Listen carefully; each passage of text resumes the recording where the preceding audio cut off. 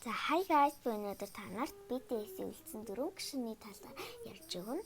За дөрөвдөг хүний би Шугаг оруулах байгаа. Шуга маань жинхэнэ нэрийн Мин Йонги гэдэг. Төрсөн он болохоор 1993 оны 3 дугаар сарын 9. Үүрэг нь болохоор рэпер, продюсер.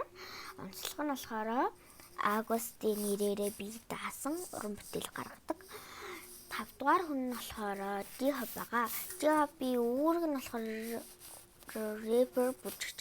Жинхэнэ нэр нь Jong Ho Seok. Төрсөн он болохоор 1994 оны 2 дугаар сарын 18-ны өдөр төрсөн.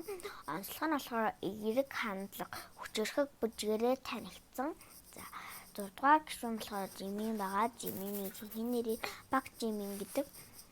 Төрсөн нь болохоор 1995 оны 10 дугаар сарын 13-ны өдөр төрсөн. Өөрөөр нь болохоор дуучин бүжигч. Онцлог нь болохоор тайзны сэтгэл хөдлөл гоо зэгцлэнгээр алдартай байгаа.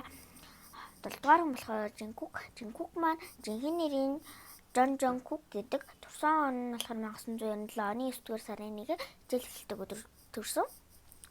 Өөрөөр нь болохоор дуучин бүжигч хамгийн залуу гишүүн Макне нагаа. Тэгээ онцлог нь болохоор олон талын авьяастай өөрөө видео дубшлыг өөрөө найруулдаг.